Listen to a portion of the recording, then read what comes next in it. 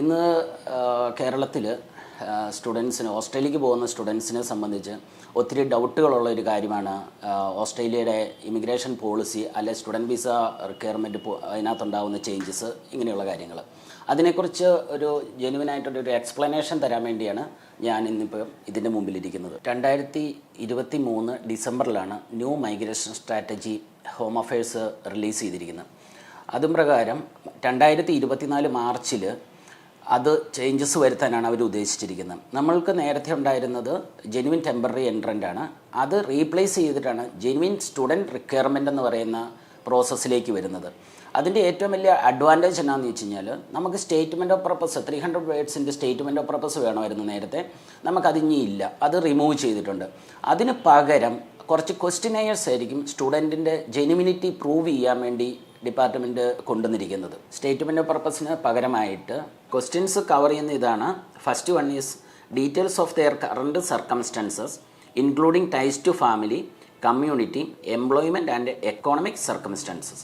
Next one is an explanation for the choice of course and reason for choosing Australia as a study destination.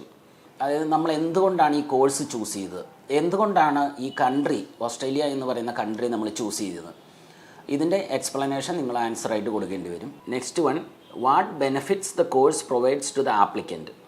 നിങ്ങൾ ഈ course എടുക്കുന്നത് കൊണ്ട് നിങ്ങൾക്ക് എന്ത് ബെനിഫിറ്റാണ് ഫ്യൂച്ചറിൽ കിട്ടുന്നത്. Then for applicants with a study history in Australia, details of their study history. നമുക്കിതിന് മുമ്പ് ഓസ്ട്രേലിയ സ്റ്റഡി ഹിസ്റ്ററി അങ്ങനെ എന്തെങ്കിലും ഉണ്ടെങ്കിൽ നമുക്കത് വലിയത് ആപ്ലിക്കബിൾ ആയിരിക്കില്ല. എന്നിരുന്നാൽ പോലും നമ്മുടെ ഇന്ത്യയിലെ സ്റ്റഡി ഹിസ്റ്ററിയെക്കുറിച്ച് വ്യക്തമായിട്ട് നമ്മൾ ക്ലിയർ എവിഡൻസും അതോടൊപ്പം തന്നെ അതിൻ്റെ എക്സ്പ്ലനേഷൻ നമ്മൾ കൊടുക്കേണ്ടി വരും. Next one, for applicants holding a visa other than a student visa. ഈ ക്വസ്റ്റ്യൻ എന്താണെന്ന് ചോദിച്ചു കഴിഞ്ഞാൽ, ഇപ്പം നമ്മൾ അവിടെ ഒരു വിസിറ്റിംഗ് വിസയിലോ അല്ലെ ഡിപ്പെൻഡൻറ്റ് വിസയിലോ നിൽക്കുന്ന ഒരു ആപ്ലിക്കൻ്റ് ആണെങ്കിൽ അങ്ങനെയുള്ള ആൾക്കാർക്ക് ബാധകമായൊരു ക്വസ്റ്റ്യനാണ്. അതിന് നമ്മൾ വ്യക്തമായ എക്സ്പ്ലനേഷൻ കൊടുക്കണം. കാരണം എന്ന് വെച്ചാൽ നമ്മൾ എന്തുകൊണ്ട് ഇങ്ങനെ വിസിറ്റിംഗ് വിസ വന്നിട്ട് കോഴ്സ് ചേഞ്ച് ചെയ്യുന്നു, അങ്ങനെയുള്ള കാര്യങ്ങളാണ് ഇതിനകത്ത് അവർ ലക്ഷ്യം വെച്ചിരിക്കുന്നത്. ഇപ്പം ഞാൻ പറഞ്ഞ കാര്യങ്ങൾ ഡിപ്പാർട്ട്മെൻറ്റ് ഓഫ് ഹോം അഫയേഴ്സിൻ്റെ വെബ്സൈറ്റിൽ 23 മാർച്ചിന് ശേഷം നമുക്ക് അവൈലബിൾ ആയിരിക്കും. നിങ്ങൾക്ക് വെബ്സൈറ്റ് വിസിറ്റ് ചെയ്ത് കഴിഞ്ഞാൽ അങ്ങനെയുള്ള ഇൻഫർമേഷൻസ് അവിടുന്ന് കിട്ടുന്നതായിരിക്കും.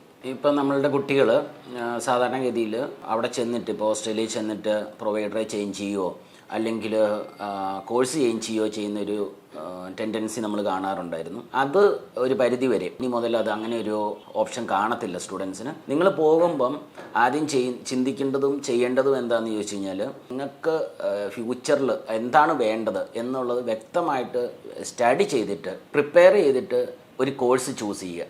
അതായിരിക്കും നിങ്ങൾക്ക് ഏറ്റവും നല്ലത്. അല്ലാത്ത പക്ഷം നിങ്ങൾ അവിടെ പോയി കോഴ്സ് ചേഞ്ച് ചെയ്യാനോ പ്രൊവൈഡറെ ചേഞ്ച് ചെയ്യാനോ ചെന്ന് കഴിഞ്ഞാൽ നിങ്ങളുടെ വിസ ചിലപ്പോൾ ക്യാൻസൽ ആകാനുള്ള ചാൻസ് ഉണ്ട്. പിന്നെ നമ്മുടെ പോസ്റ്റ് സ്റ്റഡി വർക്ക് വിസയ്ക്കകത്ത് വേറെ വ്യത്യാസങ്ങളൊന്നും വരുത്തിയിട്ടില്ല. ആകെയുള്ളത് ഈ സ്റ്റേറ്റ്മെൻറ്റ് ഓഫ് പർപ്പസിനകത്തുണ്ടായ വ്യത്യാസം മാത്രമേ ഉള്ളൂ. പിന്നെ വേറൊരു ചേഞ്ചസ് വന്നിരിക്കുന്നു. ലാസ്റ്റ് വീഡിയോയിൽ ഞാൻ പറഞ്ഞിരുന്നു, ഇംഗ്ലീഷ് ലാംഗ്വേജ് റിക്വയർമെൻറ്റിൻ്റെ കാര്യത്തിൽ കുറച്ച് ചേഞ്ചസ് വരുത്തിയിട്ടുണ്ട്. അതും ഈ 23rd ശേഷം അവർ ഇംപ്ലിമെൻറ്റ് ചെയ്യാൻ ഉദ്ദേശിക്കുന്ന ഒരു കാര്യമാണ്. നമ്മൾക്ക് സമൂഹത്തിൽ ഒത്തിരി തെറ്റിദ്ധാരണാജനകമായ രീതിയിൽ ആൾക്കാർ പറയുന്ന റൂമേഴ്സ്, അതായത് നമുക്ക് വിദേശത്തുനിന്ന് വെച്ച് കഴിഞ്ഞാൽ പർട്ടിക്കുലർ കൺട്രിയിൽ നിന്ന് വെച്ചാൽ ഇന്ത്യക്ക് പുറത്തുനിന്ന് വെച്ച് കഴിഞ്ഞാൽ വിസ കിട്ടാൻ എളുപ്പമാണ്. പിന്നെ അതുപോലെ തന്നെ ഈ പറയുന്ന ഇൻകം ടാക്സ് റിട്ടേൺ ITR 3 വർഷത്തെ ഒരുമിച്ച് വെച്ചാലും കുഴപ്പമില്ല. അതൊന്നും ഒരിക്കലും പോസിബിൾ ആവുന്ന കാര്യങ്ങളല്ല.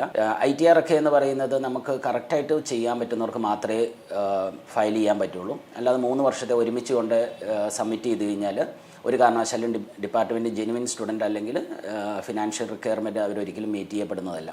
പിന്നെ ഈ visa submission place of birth നോക്കിയിട്ട് തന്നെയാണ് ഇമിഗ്രേഷൻ എടുക്കുന്നത്. അത് നേരെ പോകുന്നത്, ഇപ്പം നമ്മൾ വിസ എവിടെ നിന്ന് വെക്കുന്നോ അത് നമ്മൾ ഓൺലൈനാണ് വിസ വെക്കുന്നത്. ഏത് കൺട്രിയിൽ നിന്ന് വെച്ചോ എന്നുള്ളതല്ല, അത് ഓരോ സ്റ്റുഡൻറ്റിൻ്റെയും വെക്കുന്നതനുസരിച്ച് അത് അപ്പം തന്നെ കേസ് ഓഫീസർക്ക് അസൈൻ ചെയ്ത് പോകുന്നൊരു കാര്യമാണ്. അതിനകത്ത് വേറെ തർക്കമില്ലാത്തൊരു കാര്യമാണ്. അത് നിങ്ങൾക്ക് ഇമിഗ്രേഷനുമായിട്ട് അല്ലെങ്കിൽ ഇതുമായിട്ട് അതോറിറ്റിയുമായിട്ട് നിങ്ങൾക്ക് കമ്മ്യൂണിക്കേറ്റ് ചെയ്ത് കഴിഞ്ഞാൽ നിങ്ങൾക്ക് കറക്റ്റായിട്ട് അറിയാൻ പറ്റും. ഇതൊക്കെ വളരെ മിസ്ലീഡ് ചെയ്യുന്ന കുറച്ച് കാര്യങ്ങളാണ് ഇന്നിപ്പം നമ്മുടെ സമൂഹത്തിൽ. ഇപ്പം നമ്മളോട് ചോദിക്കുന്ന ക്വസ്റ്റ്യൻസിന് ആൻസറാണ് ഞാനിപ്പോൾ തന്നത്. കസ്റ്റമേഴ്സ് നമ്മളെ വിളിച്ച് അവിടുന്ന് ഇത് കേട്ടല്ലോ അങ്ങനെ കേട്ടല്ലോ എന്ന് പറയുന്നതിന് ഒരു ആൻസറാണ് ഞാനിപ്പോൾ തന്നിരിക്കുന്നത്. പിന്നെ വേറൊരു വലിയ കാര്യം എന്താണെന്ന് വെച്ചാൽ, ഷോ മണി കാണിക്കുന്ന ഒരു സിസ്റ്റം. ഷോ മണി എന്ന് പറയുന്നത് നമുക്ക് ഓസ്ട്രേലിയക്ക് ഒരിക്കലും പോസിബിൾ അല്ലാത്തൊരു കാര്യമാണ്. അത് നമുക്ക് ഒന്നെങ്കിൽ എഡ്യൂക്കേഷൻ ലോൺ എടുക്കാം, അല്ലെങ്കിൽ ഹിസ്റ്ററിയുള്ള എവിഡൻസ് ഉള്ള ഫിനാൻസ് ഫണ്ട് ഫിക്സഡോ സേവിങ്സോ ഉണ്ടെങ്കിൽ നമുക്ക് സബ്മിറ്റ് ചെയ്യാൻ പറ്റും. അത് യൂണിവേഴ്സിറ്റി ആയിക്കോട്ടെ ഡിപ്പാർട്ട്മെൻ്റ് ആയിക്കോട്ടെ, അതൊരു കാരണവശാലും ഷോമണിയായിട്ട് നമ്മൾ വെച്ച് കഴിഞ്ഞാൽ അവർ ഒരിക്കലും അക്സെപ്റ്റ് ചെയ്യുന്നൊരു സംഭവമല്ല. നമ്മുടെ സ്റ്റുഡൻസിൻ്റെ ഒരു സംശയം എന്താണെന്ന് വെച്ചാൽ ഇവിടെയുള്ള ഏജൻസ് എല്ലാം അവിടെ ഓസ്ട്രേലിയയിലെ യൂണിവേഴ്സിറ്റികളിൽ റെപ്രസെൻറ്റേറ്റ് ചെയ്യുന്നു എന്നുള്ളതാണ് അവരുടെ തെറ്റിദ്ധാരണജനകമായൊരു വസ്തുത. സത്യത്തിൽ നമുക്ക് ഓസ്ട്രേലിയയിലെ യൂണിവേഴ്സിറ്റികളിൽ റെപ്രസെൻ്റ് ചെയ്യുന്ന ഒരു ഏജൻ്റ് ആണെങ്കിൽ ആ ഏജൻറ്റ് ആ യൂണിവേഴ്സിറ്റിയുടെ പർട്ടിക്കുലർ യൂണിവേഴ്സിറ്റിയുടെ വെബ്സൈറ്റിൽ ഏജൻറ്റിൻ്റെ ലിസ്റ്റിലുണ്ടാവും. അത് നിങ്ങളുടെ ലോക്കൽ ഏരിയയിൽ പോലും ഉള്ള അവർക്ക് ബ്രാഞ്ച് ഉണ്ടെങ്കിൽ അത് നമുക്കവിടെ കറക്റ്റായിട്ട് അവർ മെൻഷൻ ചെയ്തിരിക്കും. അതാണ് മെയിനായിട്ടൊരു കാര്യം. അതുകൊണ്ട് മറ്റുള്ള ആൾക്കാർ ഇപ്പോൾ തേർഡ് പാർട്ടി ഏജൻറ്റ്സ്, സബ് ഏജൻ്റായിട്ട് പ്രവർത്തിക്കുന്ന ഒത്തിരി സ്ഥാപനങ്ങൾ നമ്മുടെ കേരളത്തിൽ ഇപ്പോൾ അവൈലബിൾ ആണ്. അപ്പോൾ അവരൊക്കെ എന്തെങ്കിലുമൊക്കെ പറയുന്നത് കേട്ടിട്ട് നിങ്ങൾ പോയി കഴിഞ്ഞാൽ നിങ്ങളുടെ സമയവും നിങ്ങളുടെ പൈസയും പോകാനുള്ള ചാൻസ് വളരെ കൂടുതലാണ്. ഇതിന് മുമ്പത്തെ വീഡിയോയിൽ ഞാനിത് പറഞ്ഞിട്ടുള്ളതാണ്. പിന്നെ വേറൊരു കാര്യം, നമ്മളുടെ ഇവിടെ അസോസിയേഷൻ, അതായത് ഓസ്ട്രേലിയൻ എഡ്യൂക്കേഷൻ ഏജൻസിൻ്റെ അസോസിയേഷനുണ്ട്. അത് ഡെവലപ്പ് ചെയ്ത് അങ്ങനെ ഒരു അസോസിയേഷൻ ഉണ്ടാക്കിയിരിക്കുന്ന ഓസ്ട്രേലിയൻ ഗവൺമെൻറ് തന്നെയാണ്. അത് അവരുടെ അണ്ടറിലുള്ള ഏജൻസിനാണ് അക്യുറേറ്റ് ആയിട്ടുള്ള informations department of home affairs എപ്പോഴും കൊടുക്കുന്നത്. അവരുടെ ഓരോ മീറ്റിങ്ങുകളിലെല്ലാം നമുക്ക് പങ്കെടുക്കാൻ പറ്റുന്നുണ്ട്. അങ്ങനെയുള്ള പങ്കെടുക്കണമെങ്കിൽ അവർ ഏജൻറ്റ് ജെനുവിനാണെന്നും അതിൻ്റെ ടെസ്റ്റിങ്ങും മറ്റ് ഇൻറ്റഗ്രിറ്റി ചെക്കും എല്ലാം കഴിഞ്ഞിട്ടാണ് അവർ അങ്ങനെ ഒരു മെമ്പർഷിപ്പ് തന്നെ നമുക്ക് തരുന്നത്. അതുകൊണ്ട് തന്നെ അങ്ങനെയുള്ള അസോസിയേഷൻ മെമ്പർഷിപ്പ് ഉള്ള ഏജൻസിനെ അപ്രോച്ച് ചെയ്യുന്നത് നിങ്ങൾക്ക് കുറച്ചുകൂടെ ഈസി ആയിരിക്കും. നിങ്ങളുടെ വിസ പ്രോസസ്സിങ്ങിൻ്റെ കാര്യത്തിലും മറ്റ് അപ് ടു ഡേറ്റ് ആയിട്ടുള്ള ഇൻഫർമേഷൻ കിട്ടുന്നതിന് ഒരു ഏരിയ മെമ്പർഷിപ്പുള്ള ഏജൻറ്റിനെ സമീപിക്കുന്നത് എപ്പോഴും നല്ലതായിരിക്കും.